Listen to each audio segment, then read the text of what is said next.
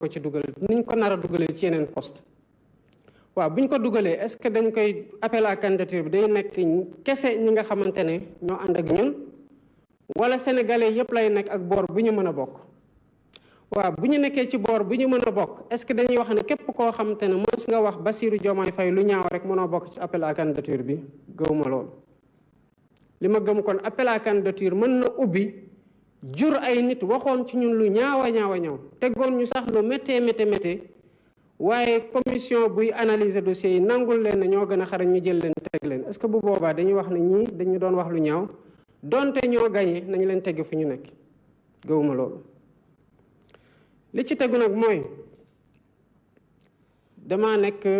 kaso ñu teg coalition bi ci base bi ñëpp xamoon nañ du pour man pour suñu candidat bu ñu gàllankoor la woon bi ñu demee ba mënatul dem ñu teg ma coalition bi doon coalition Diomaye président ma ñëw fekk fa ay nit ñu bari ñu xeex ak ñun ndax boobu ñu ngi ci opposition jëlaguñu woon nguur ànd ak ñun ñu gañeendoo nguur mu am ci ñoo xamante ne nag ci période bu ñu ñëwee ànd ak ñun ndax dañoo bëggoon nekk candidat ñu gàllankoor leen ñu ñëw ànd ak ñun wala dañoo renoncé sax laat ñu leen di gàllankoor ànd ak ñun wala dañoo dabee feneen ñëw ànd ak ñun ñooñu joxe nañ def nañ ci coono def nañ ci seen alal def nañ ci seen temps kon ñooñu dañoo ànd ak ñun xeexandoog ñun ak fu ñu mën a dabee ba ñu am nguur kon ñooñu kenn mënul wax dañoo transhumé kon buñ ci falee kenn ñu andilaat wax joo xamante ne waxoon nañ ko mu ñaaw te kiñ ko gën a wax sax moom baale na dama yaakaar ne bu ñu nekkee du sili loolu jafe-jafe yi ma fi fekk ak teewlu kon du fi mës a dañ te kon day nekk pàccum Sénégal yu am solo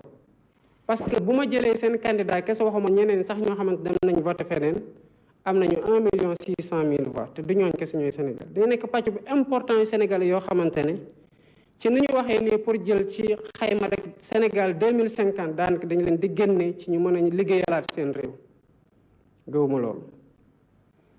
par contre ku ne xam na Bassirou Diomaye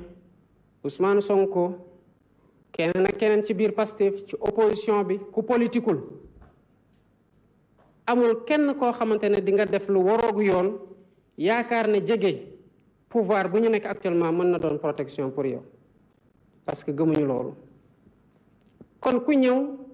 bu dee dafa am loo xamante ne def nga ko li ñu lay defee bu jotee ñu toppee la ko dinañ la topp ci ñuy ànd ak ñun ci coalition ak ci ñoo xamante ne sax ci bu ñuy sos parti bi ñu ngi ca woon ba ci man mii nga xamante ne maay président de la république kon que ñu teg ay acte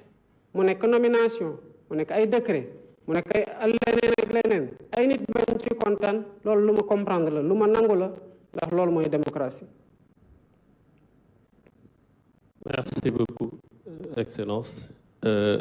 Ñu jox troisième et dernière personne, Madame Fana Cissé bu Presse Afrique.